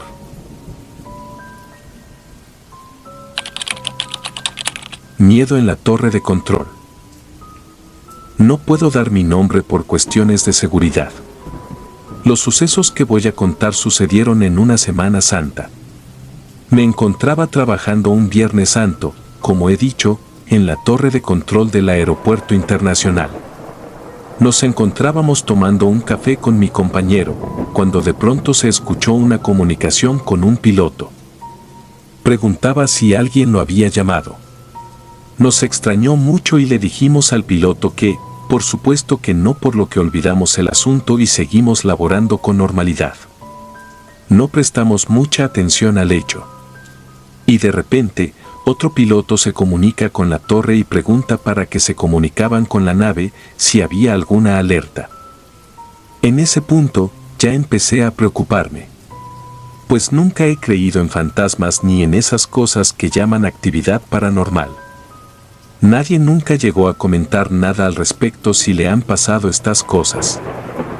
Muchas veces he escuchado hablar de que los espíritus y fantasmas se pueden manifestar o pueden dar esas señales porque necesitan que alguien haga algo por ellos y piensan que pueden lograrlo llamando la atención y asustando a esa persona. También he escuchado decir que muchas veces los fantasmas buscan a alguien puntual. Dejen de jugar con las comunicaciones de la torre, dijo un piloto. Pregunté qué era lo que pasaba, pues los operadores estaban todos en su lugar. Cerramos las comunicaciones durante un minuto para corroborar qué pasaba, y pues en efecto en apariencia todo estaba en orden. Salí a fumar un cigarrillo en la pista, por lo que dejé la puerta asegurada para que no se cerrara, pero al volver a ver, se había cerrado. O mejor dicho, alguien la cerró. Me senté en las escaleras cuando pude ver que una sombra negra cruzó en dirección a la torre. Ya estaba atardeciendo, por lo que pensé que podía ser efecto de algún pájaro o cualquier otra cosa, un juego de sombras. Esperé a que alguien entrara o saliera, pero como no pasó, entonces llamé a un compañero para que me abriera. «Qué bueno que te encuentro», me dijo el compañero. «Se acaban de apagar todos los sistemas eléctricos». «¿Cómo?» «Eso no puede ser», respondí. Me llamó el jefe de tráfico aéreo, que es el segundo al mando después del presidente de la República. Estaba furioso, pues como podía estar pasando eso, me recriminó. Pues por ese descuido era posible que sucediera un accidente. Además, que había reportes de un objeto desconocido que reportaban las aeronaves en el espacio aéreo. Puede ser un dron o cualquier otro aparato, un avión de aeromodelismo, le repliqué. Eso no puede ser un avioncito de esos que se vuelan a control remoto, contestó molesto el jefe de operaciones. Restablezcan las comunicaciones y reporten que es el objeto que están viendo en el radar. No hablen nada con medios, si no saben qué es. Se reiniciaron todos los sistemas. Revisé todos los videos desde la mañana hasta el turno de la tarde. No había nada, no se veía nada. Los radares mostraban actividad intensa de varios objetos que surcaban el espacio aéreo. Se veían dos de gran tamaño oscilar a gran velocidad desde el noroeste al suroeste, en fracciones de segundo y a gran velocidad. Eso no era nada que se conociera en este mundo. Además, el tamaño era sorprendente. No existen drones de ese tamaño que se muevan a esa velocidad. Un avión, un dron o un helicóptero se pueden mover en direcciones fijas, pero no hacer giros repentinos, ni ascender a velocidades que no tienen ni siquiera las grandes potencias militares del mundo. ¿Qué vamos a decir si viene un militar, un general de la República a pedir un informe sobre qué fue lo que pasó aquel día? General, eran ovnis, nada más, eso les vamos a decir, comentó mi compañero, quien manejaba el radar. Es un asunto de Estado, de gravedad militar, contestó otro. Revisamos las cámaras y tomamos fotogramas para poder descartar cualquier tipo de ataque o de acto terrorista. En estos tiempos, donde un terrorista puede tomar un avión y estrellarlo contra una guarnición militar o sede gubernamental, no nos podemos dar el lujo de dejar pasar una nave. Se puede hablar de ovnis con charlatanes, pero no se le puede decir eso a un general del Estado Mayor. Si no dábamos con lo que eran aquellas naves, nuestra cabeza podía rodar desde lo alto de la torre de control. Si sucedía algo peor, entonces nos podrían enjuiciar por traición a la patria o cualquier tipo de delito de guerra. Los pilotos seguían reportando que veían grupos de naves desplazándose a gran velocidad en dirección noreste-sureste. Torre de control. Confirme qué tipo de naves son. Están poniendo en riesgo la ruta comercial y la tripulación, dijo un piloto de una aerolínea. Entonces sucedió lo que todos nos temíamos. Entró la llamada de uno de los generales de la Fuerza Aérea. Habla con el general Pérez, comandante de la Fuerza Aérea, dijo.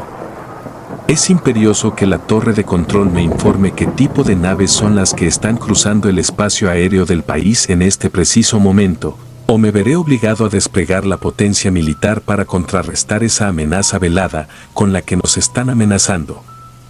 Repito. Identifiquen qué naves son estas, o los hago responsables a ustedes, gracias. Entonces comunicamos a nuestro jefe que estábamos ante un evento que no tenía explicación. Paranormal sería el adjetivo exacto. Nuestra cabeza estaba en manos de un general de la Fuerza Aérea. ¿Qué podíamos decir? Que eran naves extraterrestres que estaban a punto de invadirnos. Eso sonaría más ridículo que la explicación corriente que estábamos dando. No sabíamos, nadie lo sabía, ni siquiera los militares. Pero eso no era suficiente. Pues había que decir qué tipo de aeronave es y por qué se mueve de ese modo y a esa velocidad. Por supuesto que nosotros no sabemos nada de aerodinámica ni de física. Estábamos en una gran encrucijada. Así que, le dije al director general que no teníamos elementos para poder decir de qué se trataba aquello. Era un asunto que no se podía determinar, al menos no con certeza para los operadores de la torre de control, eso fue lo que le dije. Los radares detectaban mucho movimiento aéreo. El general dio la orden de enviar cazas para interceptar a los objetos voladores que estaban interfiriendo en el espacio aéreo del aeropuerto internacional. Aunque los cazas intentaron hacerlo, no fue posible. Dichos objetos realizaban maniobras que eran simplemente imposibles para el más avanzado avión militar. Desde la torre de control pudimos escuchar claramente que los pilotos militares estaban desconcertados. Mi general, le reporto que el objeto ha realizado una maniobra de giro en 90 grados en dirección azimutal. No puedo hacer lo mismo, porque si haciendo más el avión se despedazaría.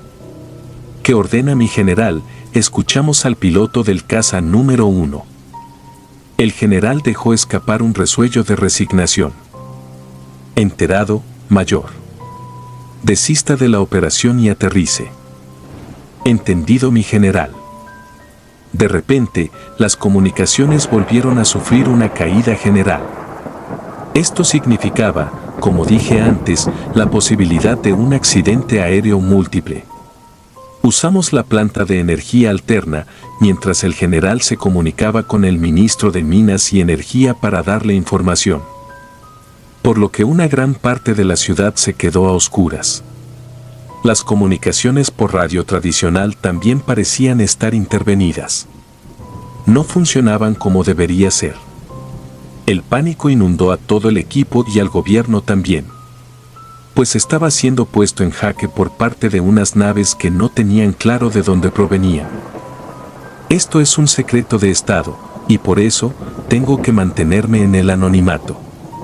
No podría imaginar qué pasaría si se llegase a filtrar mi información personal. Mi vida estaría en peligro inminente, pues esto que estoy revelando es un secreto de Estado.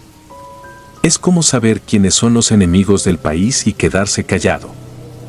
Luego de un rato, más o menos media hora, todo volvió a la normalidad, como si nada hubiera pasado.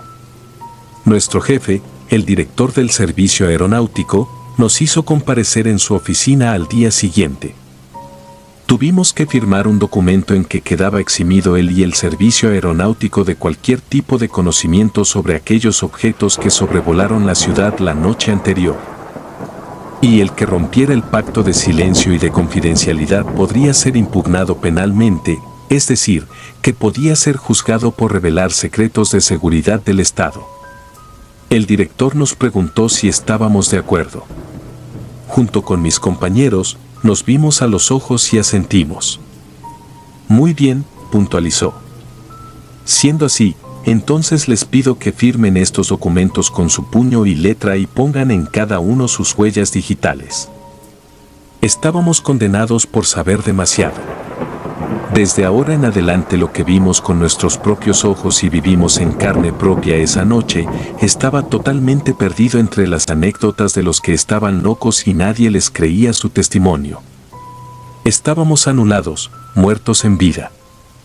De hecho, al otro día de la firma del documento, fui llamado por mi jefe para que mi contrato se cancelara. Ahora éramos un grupo de delirantes. ¿Quién nos podría emplear en cualquier cosa parecida a nuestro trabajo? Estábamos sin trabajo, luego de haber entregado varios años al Estado, así nos pagaba el gobierno. Una semana después, recibí la llamada de un periodista. Señor, estoy interesado en saber si está dispuesto a contar su historia para nosotros, le pagaremos bien. ¿Le parece bien una cifra de 6 ceros a la derecha?, preguntó. Solo me quedé en silencio y pedí 2 días para pensarlo. Al final, cuando me llamó, pedí que me protegieran la identidad y, de ser posible, solicitar un asilo en otro país, porque las consecuencias podían ser cualquier cosa impensable. Así que lo acordado se cumplió. Subí en un avión en la misma pista en la que había visto que varios objetos voladores sin identificación pusieron en jaque al gobierno de mi país. No había marcha atrás. Cuando llegué a mi nuevo hogar, abrí el internet y busqué en el canal del diario que me había hecho la entrevista. Tenía cerca de 1 millón de visitas en menos de un día de haber sido transmitida. Escuché mi voz cambiada por un efecto de sonido. Solo nosotros fuimos los testigos de este episodio, pensé, y ya no existimos. Aún sigo con el temor de que un día me encuentren y puedan hacerme daño a mí o a mi familia. Pero siento que es algo que debemos saber todos para estar prevenidos ante cualquier situación de emergencia.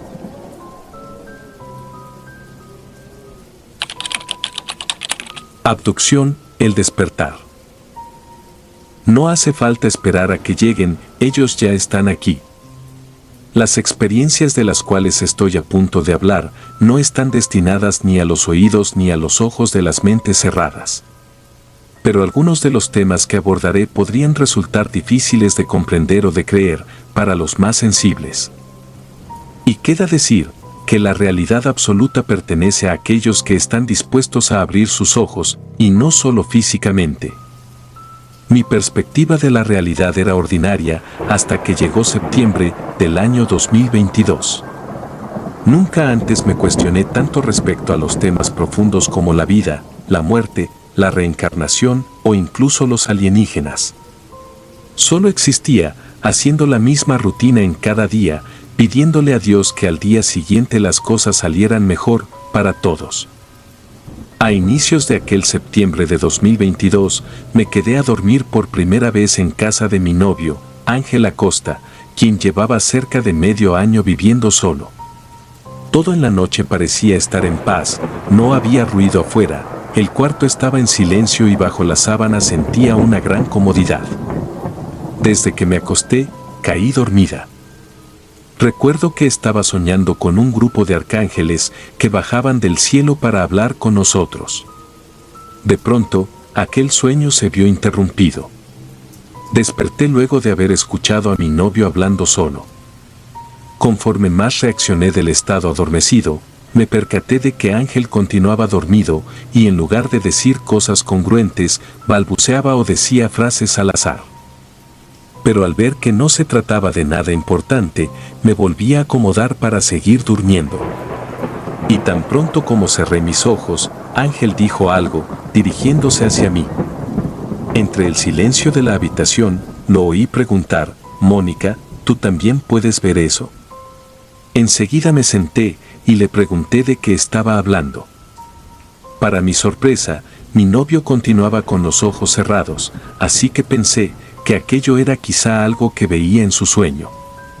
Aún así, decidí seguir el juego, hablando con él, mientras continuaba dormido.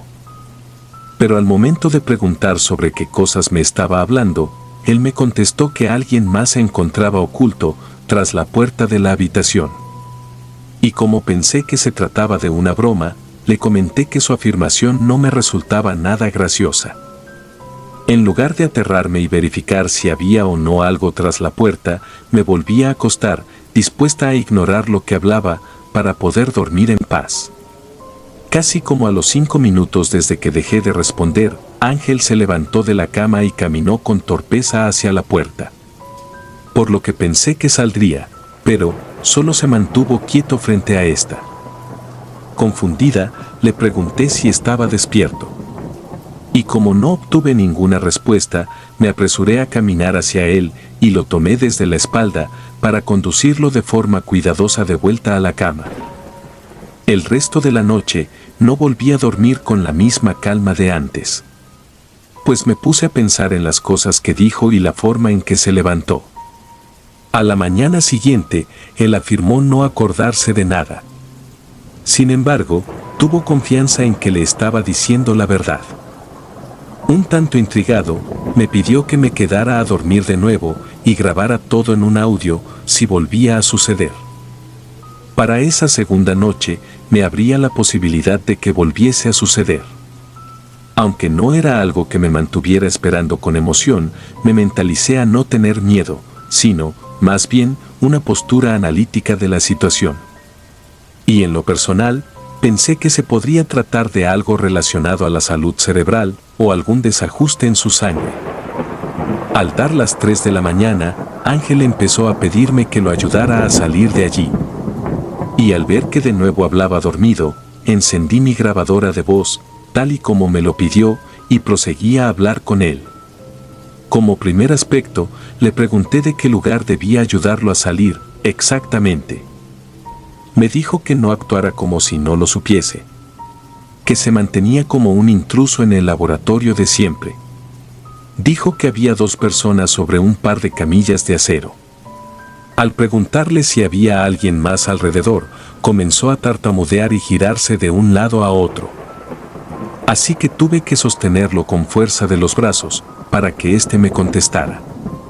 Y su respuesta fue: reptiles y soldados.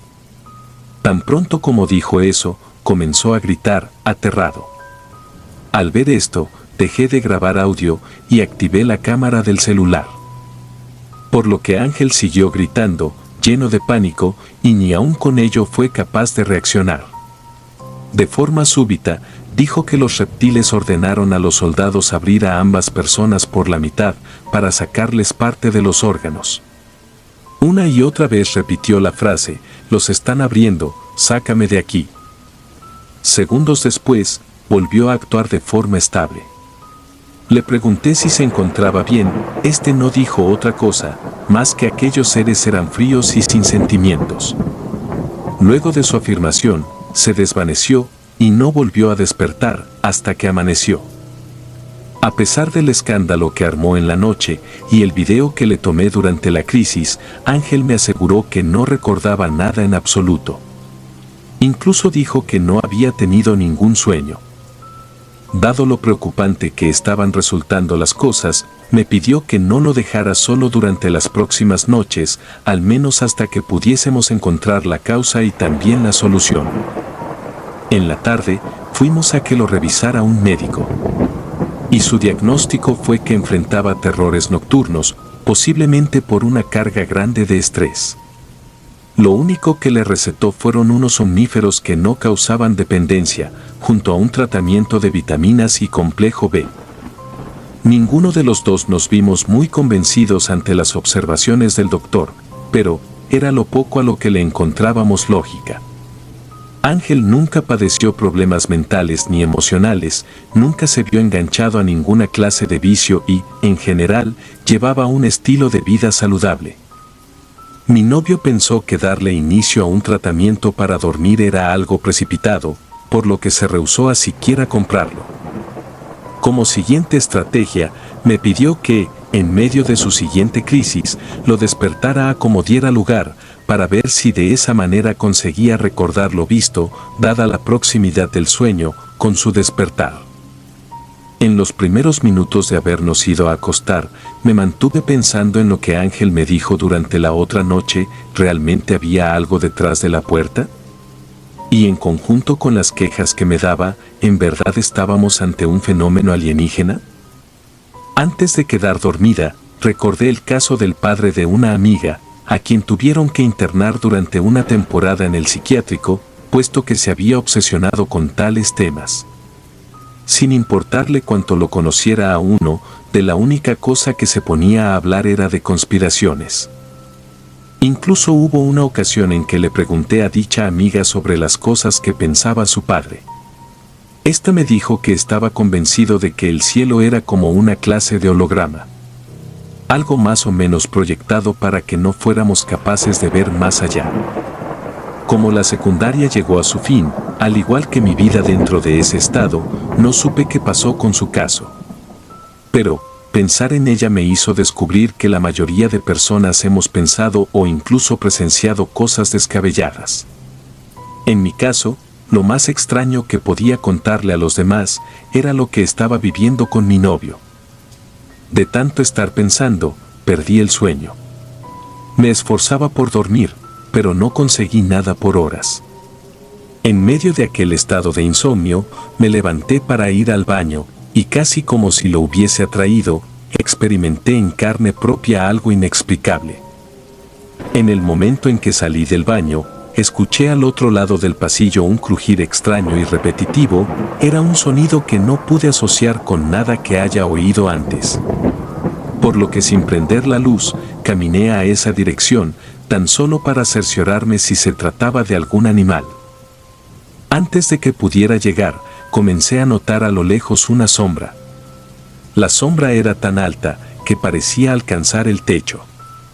Y cuando me dispuse a prender la luz, escuché como Ángel empezaba a gritar. Así que, no pude averiguar qué era aquello. Pues solo sé que, en cuanto entré a la habitación, esa cosa desapareció. Y de nueva cuenta, a las 3 de la madrugada comenzó a exclamar una serie de afirmaciones que me resultaban inquietantes. Actuando con histeria, me dijo que por tercera vez se hallaba en el laboratorio de los soldados.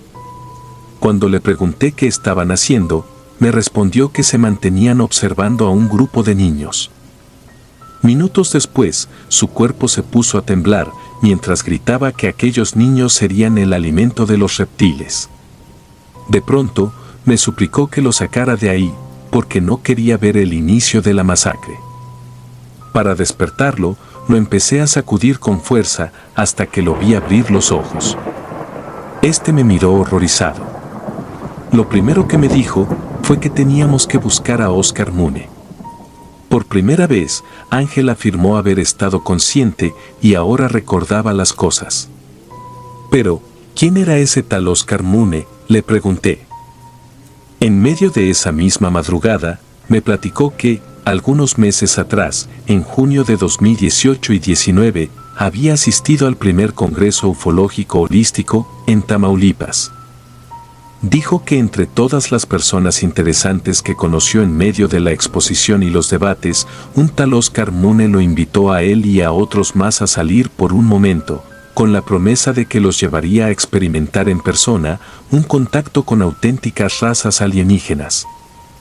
Ángel los siguió hasta una casa de acampar, colocada a mitad de un parque cercano. Al notarlos confundidos, Oscar les explicó que los haría conocerlos a base de una hipnosis. La mayoría de ellos desertó al escuchar semejante cosa, creyendo que eran charlatanerías o incluso lavado de cerebro. Sin embargo, Ángel decidió prestarse para la hipnosis, intrigado por los resultados que se tendrían. Antes de que empezaran, el joven Mune le aclaró que era apenas un principiante en tales prácticas, por lo que aquello resultaba ser más un experimento que una práctica que supiera dominar. Aún así, como aficionado que siempre fue del tema, mi novio se adentró a la carpa, cerrando los ojos y abriendo su inconsciente para la experiencia. Al preguntarle si había pasado algo en esa sesión, Ángel me comentó que absolutamente nada sucedió, solo me comentó que quedó dormido durante casi 30 minutos, sin ver ni experimentar nada especial. Al día siguiente, se puso en contacto con él para consultar sobre el fenómeno de las últimas noches. Luego de escucharlo todo, Oscar insistió en que debíamos ir hasta Tamaulipas, tan pronto como fuera posible. Y nos advirtió que no se trataba de un juego, y que ya era nuestro turno de caminar hacia el despertar. Aunque nunca dudé de la existencia de razas extraterrestres, en ningún momento me tomé el tiempo para profundizar en el tema. Pues por alguna razón, ahora quería escuchar todo lo que nos tenían que decir. Después de todo, yo sí creía en las abducciones. El viaje hacia Tamaulipas fue largo, al igual que costoso. Aún así, me pareció que la inversión valdría la pena si con aquel viaje ayudarían a que Ángel dejara de hablar dormido. Desde que llegamos a la casa de Oscar, nos dijo que tenía muchas cosas de las cuales hablar en relación a lo que nos estaba ocurriendo. Antes de abordar esos temas, nos aclaró que éramos libres de dar credibilidad a sus palabras o, por el contrario, de señalarlas como un conjunto de falsedades. También nos sugirió que fuéramos de mente abierta durante la plática. Empezando de lleno, dijo que todos los seres humanos estábamos siendo parte de un sinfín de experimentos, guiados por distintas razas alienígenas, las cuales han estado con nosotros desde el principio de la historia.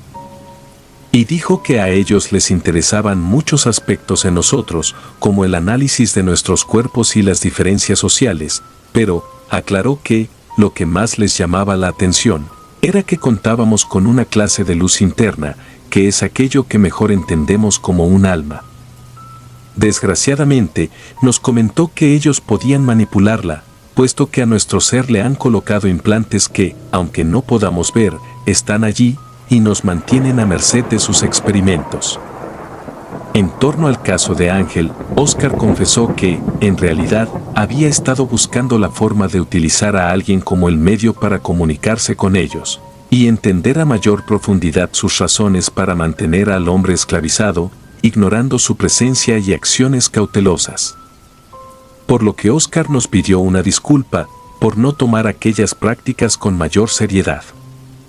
Después, nos afirmó que las supuestas pesadillas experimentadas por Ángel eran viajes reales que lograba tener por el desdoblamiento de su alma, que, por lo que comprendí, eso es todo lo que en verdad somos, alma, y en el alma quedan suficientes vestigios sobre la verdad, lo único que nos hace falta es traerlos de vuelta a nosotros. Oscar profundizó en el tema a lo largo de casi 5 horas. Nos hizo ver videos que se pueden encontrar en YouTube, sobre gente seria hablando del enorme engaño del que hemos sido parte. Cualquier persona que esté escuchando esto ahora, podría meterse de lleno en el tema, tan solo con buscar un video que lleva el título Malanga Monselice 2008 español. No me es fácil describir la forma en que me sentí después de haber tenido aquella plática y de analizar el material que este mismo nos mostró. Era como por fin reaccionar, se sentía como despertar. Oscar nos hizo mención de una conocida suya, de espíritu evolucionado, la cual podía quitar aquellos implantes del alma a cualquiera que lo deseara. Y nos explicó que su forma de intervenir igual era por medio de hipnosis. Ante toda la información que recibimos y con la cual resonamos, Ángel y yo estuvimos dispuestos a visitarla, ya no como algo hecho por curiosidad, sino como una necesidad. Durante el camino que hicimos en carretera, se nos presentaron diferentes problemas que fueron desde los malestares físicos como dolores de cabeza y náuseas hasta el chocar con otro auto. Era como si algo se resistiera o estuviese en desacuerdo con lo que estábamos por hacer. A pesar de ello, nos aferramos a seguir. Oscar dijo que las dificultades sin explicación siempre surgían en el camino de quienes tratábamos de ser libres o de hablarle de la libertad a otros. Después del extraño camino en auto, llegamos a casa de la señora Tete, el cual era su apodo. Antes de iniciar con la intervención a Ángel, nos explicó el verdadero propósito de una vida, que era el de ser libre, para no volver a repetir nuestra estadía. Al preguntarle a qué se refería con eso de repetir una estadía, me contestó que estaba hablando sobre la reencarnación. Y mencionó que el supuesto túnel de luz del que nos han estado hablando durante siglos existía, pero hay partes de esa verdad que prefirieron no decirnos. Por lo que Tete nos aseguró que la luz al final del camino era una de las partes cruciales de la gigantesca trampa hecha por ellos. Dijo que las razas superiores a las otras ocultaban sus verdaderas intenciones, haciéndose pasar por nuestros seres más amados, quienes se encargarían de convencernos a volver a vivir, y nos mostrarían pasajes de nuestra próxima vida, con el discurso de que necesitábamos seguir aprendiendo. Bajo esta verdad, me atrevo a decir que la reencarnación es igual a manipulación. Le pregunté a ella para qué le servía a ellos el que reencarnáramos, y ésta me dijo que esa era la forma perfecta en que seguirían analizándonos y experimentando con nosotros.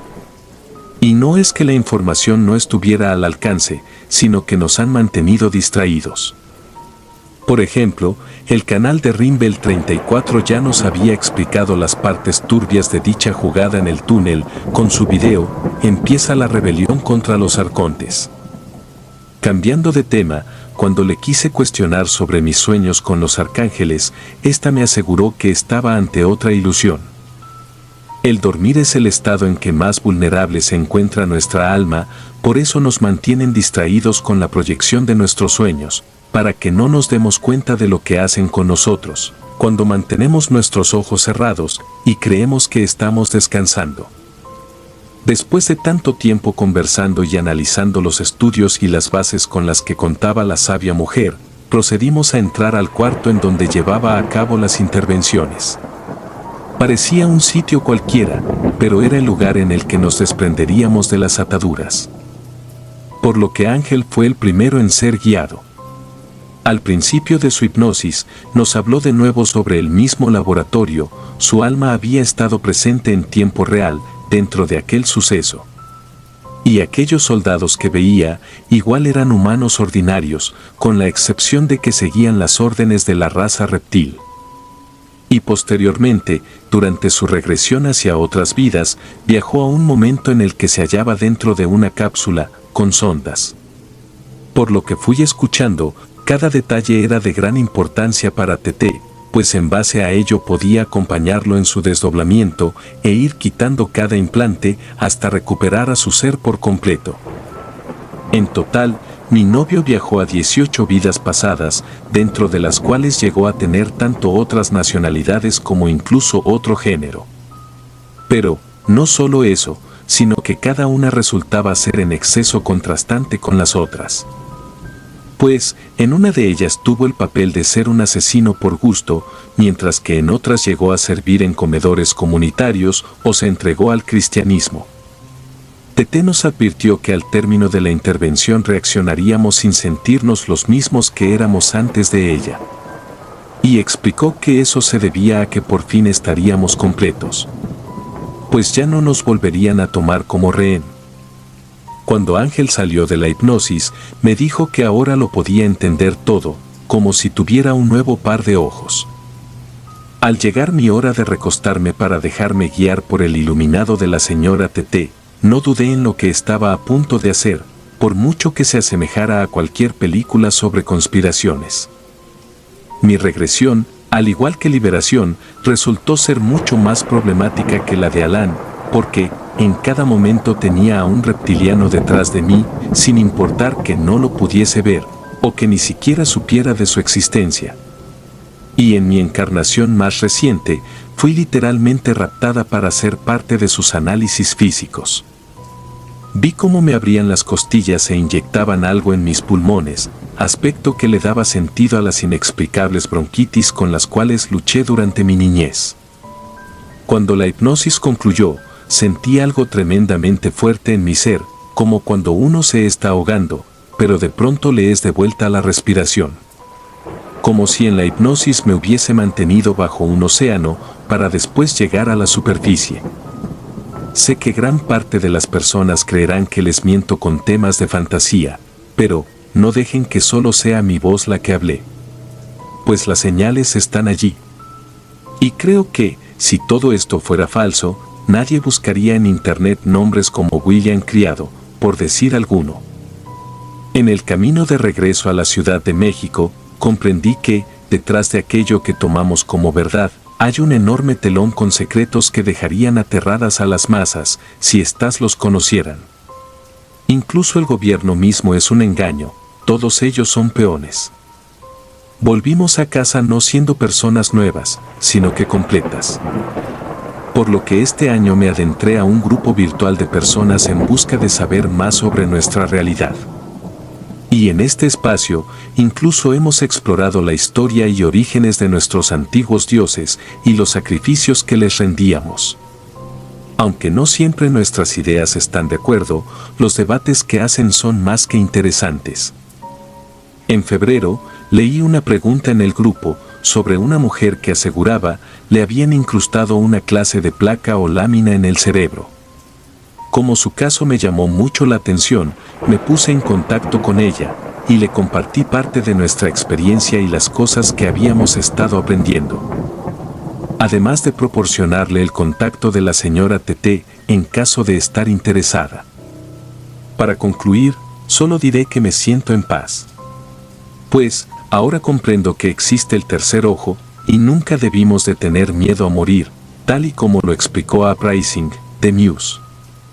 Nuestro medio está repleto de misterios y, aunque yo diga que esta es mi verdad absoluta, siempre deberíamos poder cuestionar qué es lo que tomamos como realidad. Si te gustaron los relatos, me gustaría que me apoyaran con un like o haciendo un comentario, ya que eso nos ayudaría bastante. Y si no estás suscrito o suscrita, te invito a que lo hagas para que no te pierdas lo mejor de relatos de terror. Sin más, gracias. Relatos escritos y adaptados por Tea Martín y Alexa Waus.